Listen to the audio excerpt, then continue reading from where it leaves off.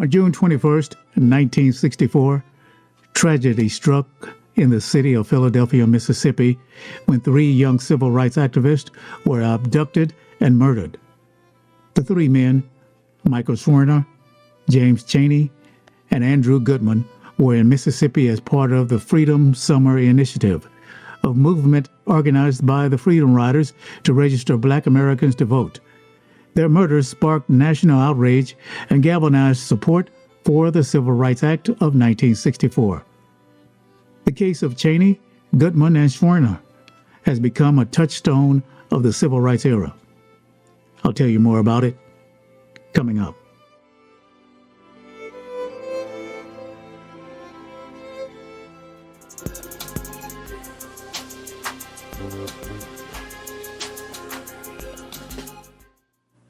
This is KRT, Critical Race Theory.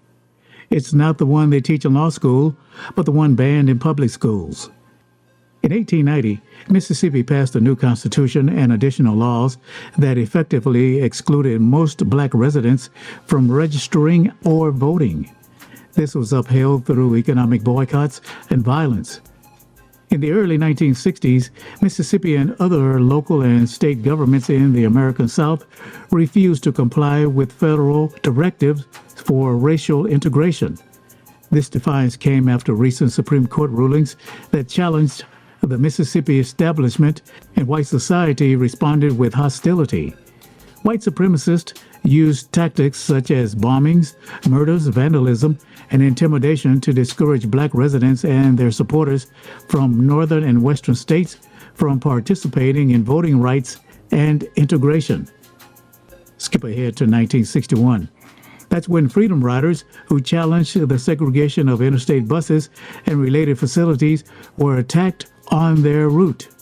In September 1962, the University of Mississippi riots had occurred in order to prevent James Meredith from enrolling at the school. The White Knights of the Ku Klux Klan, a splinter group based in Mississippi, was founded and led by Samuel Bowers of Laurel. As the summer of 1964 approached, white Mississippians reacted to reports of an impending, what Bowers called a nigger communist invasion of Mississippi from the north and west. To prepare for this, Bowers summoned the White Knights to Raleigh, Mississippi, and urged them to form a secondary group of members standing back from the main area of conflict, armed and ready to move. This was in response to college students being recruited in order to aid local activists in conducting grassroots community organizing and voter registration education and drives in the state. Media reports exaggerated the number of youths expected, with one Council of Federated Organizations representative claiming nearly 30,000 individuals would visit Mississippi. These reports had a significant impact on white Mississippians, leading many to join the White Knights. The Congress of Racial Equality, also known as CORE, began to establish freedom schools and initiate voter registration drives in the state of Mississippi. These schools aimed to educate, empower, and register the disenfranchised black citizens. In Neshoba County, CORE members James Chaney from Mississippi and Michael Schwerner from New York City intended to set up a freedom school to help prepare black citizens to pass the comprehension and literacy test required by the state. On Memorial Day, May 25, 1964, Schwerner and Chaney spoke to the congregation at Mount Zion Methodist Church in Longdale, Mississippi, about setting up a freedom school. Schwerner urged the members to register to vote, saying, quote, "You have been slaves too long. We can help you help yourselves." The White Knights, a white supremacist group, learned of Schwerner's voter registration drive in Neshoba County and developed a plan to hinder and ultimately destroy their efforts. They wanted to lure CORE workers into Neshoba County, so they attacked congregation members and burned down the church. On June 21, 1964, Chaney, Goodman and Schwerner met at the Meridian Congress of Racial Equality headquarters before traveling to Longdale to investigate the destruction of the Mount Zion Church. Schwerner told Core Meridian to search for them if they were not back by 4 p.m. After visiting Longdale, the three civil rights workers decided not to take Road 491 to return to Meridian, as it was an unpaved, narrow country road with abandoned buildings. Instead, they decided to head west on Highway 16 to Philadelphia, Mississippi, and then take southbound Highway 19 to Meridian, thinking it would be the faster route. The time was approaching 3 p.m., and they were to be in Meridian by 4 p.m. As the Core station wagon passed the Philadelphia city limits, one of its tires went flat. Deputy Sheriff Cecil Ray Price turned on his dashboard-mounted red light and followed them. The trio stopped near the Beacon and Main Street fork, and Price called for Officers Harry Jackson Wiggs and Earl Robert Poe of the Mississippi Highway Patrol. Chaney was arrested for driving 65 miles per hour in a 35-mile-per-hour zone. Goodman and Schwerner were held for investigation. They were taken to the Neshoba County Jail on Myrtle Street.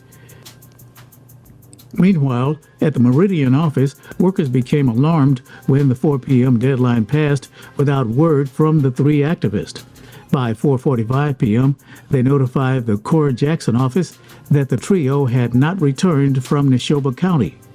They called area authorities but did not learn anything. The officer said they had not seen the three civil rights workers.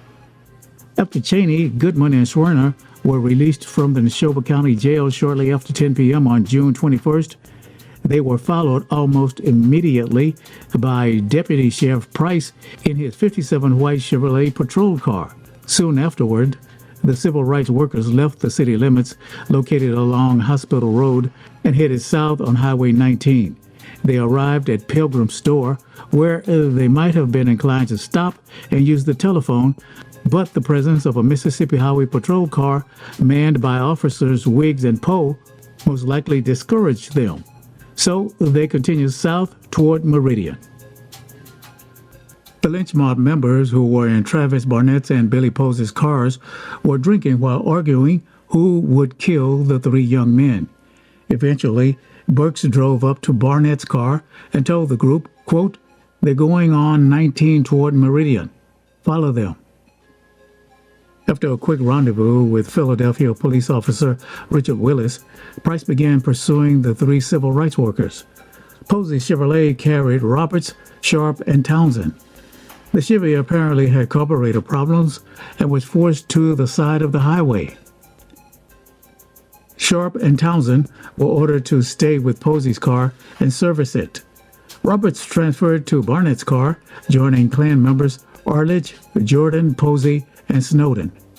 Deputy Price eventually caught the Core station wagon heading west toward Union on Road 492. Soon he stopped them and escorted the three civil rights workers north on Highway 19 back in the direction of Philadelphia. The caravan turned west on County Road 515, also known as Rock Cut Road, and stopped at the secluded intersection of County Road 515 and County Road 284. The three men were subsequently shot by Klan members Jordan and Roberts. Chaney was also beaten and castrated before his death. After the victims had been shot, they were quickly loaded into their station wagon and transported to Burridge's Old Jolly Farm, located along Highway 21, a few miles southwest of Philadelphia, where an earthen dam was under construction. Herman Tucker was already at the dam, waiting for the lynch mob's arrival. Earlier in the day, Klan members Burridge, Billy Posey, and Tucker had met at either Posey's gas station or Burridge's garage to discuss these burial details. And Tucker most likely was the one who covered up the bodies using a bulldozer that he owned. An autopsy of Goodman, showing fragments of red clay in his lungs and grasps in his fist, suggested he was probably buried alive alongside the already dead Chaney and Schwerner. Deputy Price told the group, "Well, boys, you've done a good job. You struck a blow for the white man. Mississippi can be proud of you. You've let those agitating outsiders know where the state stands. Go home now and forget it. But before you go, I'm looking each one of you in the eye and telling you this. The first man who talks is dead. If anybody who knows anything about this ever opens his mouth to any outsider about it, then the rest of us are going to kill him just as dead as we killed those 3 son of bitches. Does everybody understand what I'm saying? The man who talks is dead, dead, dead. Eventually, Tucker was tasked with disposing of the core station wagon in Alabama. For reasons unknown, the station wagon was left near a river in northeast Neshoba County along Highway 21. It was soon set ablaze and abandoned. 9 men, including Neshoba County Sheriff Lawrence A. Rainey, were later identified as parties to the conspiracy to murder Chayney, Goodman, and Schwerner. Rainey denied he was even a part of the conspiracy, but he was accused of ignoring the racially motivated offenses committed in Neshoba County. At the time of the murders, the 41-year-old Rainey insisted he was visiting his sick wife in a Meridian hospital and was later with family watching Bonanza. Olin L. Burridge, who was 34 at the time, owned a trucking company. Burridge was developing a cattle ranch which he called the Old Jolly Farm, where the 3 civil rights workers were found buried. Burridge was quoted as saying, "I got a dam big enough to hold 100 of them." Several weeks after the murders, Burridge told the FBI, quote, "I want people to know I'm sorry it happened." Edgar Ray Allen, a 39-year-old Baptist preacher and sawmill owner, was convicted decades later of orchestrating the murders. 46-year-old Frank J. Herndon was the exalted Grand Cyclops of the Meridian White Knights. So I guess he went around cyclopsing all over the place. James T. Harris, also known as Pete, was a White Knights investigator. Harris was assigned to keep tabs on the 3 civil rights workers' every move. 36-year-old Herman Tucker lived in Hope, Mississippi. Tucker was not a member of the White Knights, but was a building contractor who worked for Burridge. The White Knights gave Tucker the assignment of getting rid of the core station wagon driven by the workers. White Knights Imperial Wizard Samuel H. Bowers was not apprehended on December 4th, 1964, but he was implicated the following year. Bowers was credited with saying, quote, "This is a war between the Klan and the FBI, and in a war, there have to be some who suffer." Although federal authorities believed many others took part in the Neshoba County lynching, only 10 men were charged with the physical murders of Chayney, Goodman, and Schwerner. One of these was 26-year-old Deputy Sheriff Price, who played a crucial role in implementing the conspiracy. Price, who had no prior experience in law enforcement, was the only person who witnessed the entire event. He arrested the 3 men, released them the night of the murders, and chased them down State Highway 19 toward Meridian, eventually recapturing them at the intersection near House, Mississippi. Price and the other 9 men escorted them north along Highway 19 to Rock Cut Road, where they forced a stop and murdered the 3 civil rights workers. Killen went to Meridian earlier that Sunday to organize and recruit men for the job to be carried out in Neshoba County. Before the men left for Philadelphia, 36-year-old Travis M. Barnett went to his Meridian home to take care of a sick family member. Barnett owned a Meridian garage and was a member of the White Knights. 26-year-old Alton W. Roberts was an ex-Marine who worked as a salesman in Meridian. According to witnesses, Roberts shot both Goodman and Schwerner at point-blank range, then shot Chaney in the head after another accomplice, James Jordan, shot him in the stomach. Roberts asked Schwerner, quote, "Are you that nigger lover?" and shot him after he responded, "Sir, I know just how you feel." Meanwhile, the case of the missing civil rights activists, Chayney, Goodman, and Schwerner, garnered widespread attention and concern. By the end of the first week, all major news networks were covering their disappearance. President Lyndon Johnson even met with the parents of Goodman and Schwerner in the Oval Office. Walter Cronkite's broadcast of the CBS Evening News on June 25, 1964, stated that the disappearances were the focus of the whole country's concern. The FBI eventually offered a $25,000 reward, which led to a breakthrough in the case. However, Mississippi officials resented the outside attention. Sheriff Chaney said they're just hiding and trying to cause a lot of bad publicity for this part of the state. Mississippi Governor Paul B. Johnson Jr. dismissed concerns, saying the young men could be in Cuba. However, the bodies of the core activists were discovered 44 days after their murder, buried beneath an earthen dam on a farm. Schwerner and Goodman had each been shot once in the heart, and Chaney, a black man, had been severely beaten, castrated, and shot 3 times. In the summer of 1964, according to Linda Shiro and other sources, FBI agents in Mississippi recruited the mafia captain Gregory Scarper to help them find the missing civil rights workers. The FBI was convinced the 3 men had been murdered but could not find their bodies.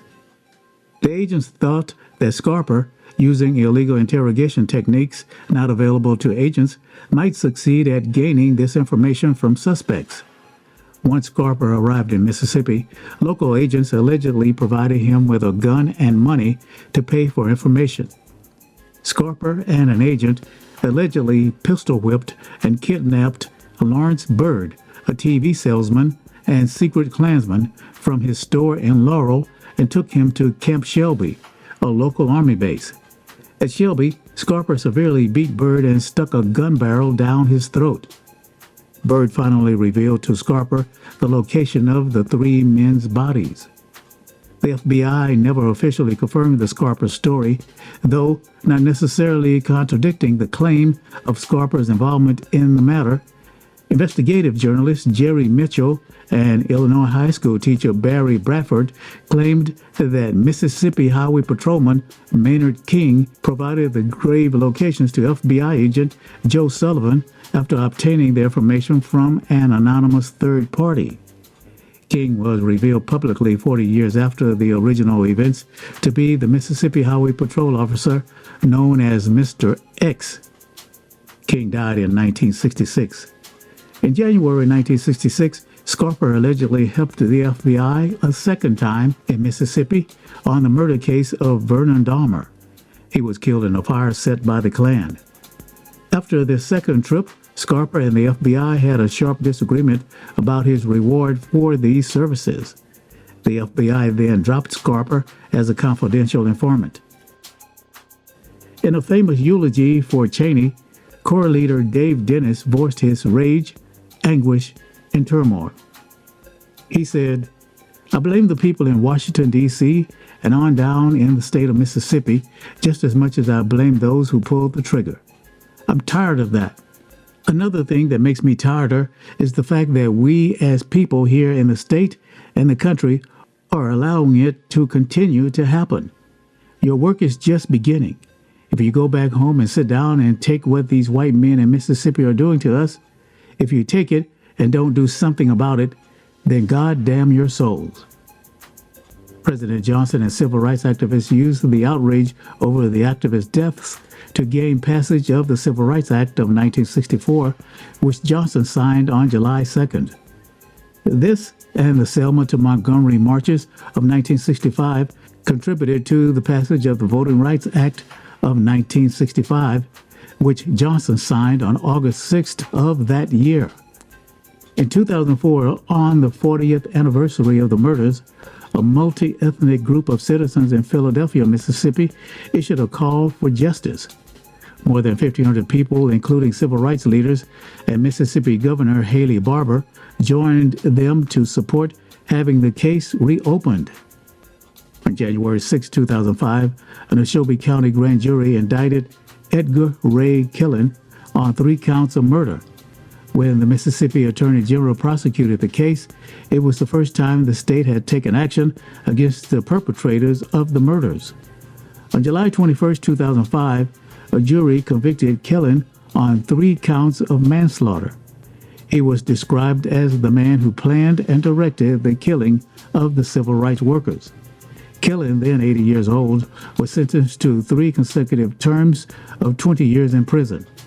His appeal, in which he claimed no jury of his peers would have convicted him in 1964 based on the evidence presented, was rejected by the Supreme Court of Mississippi in 2007. On June 20, 2016, Mississippi Attorney General Jim Hood and Vanita Gupta, the top prosecutor for the Civil Rights Division of the U.S. Justice Department, announced that there would be no further investigations into the murders. This has been Critical Race Theory. Thanks for listening. Thanks for checking in. Please like and subscribe and share this video with your friends and family. We'll see you next time.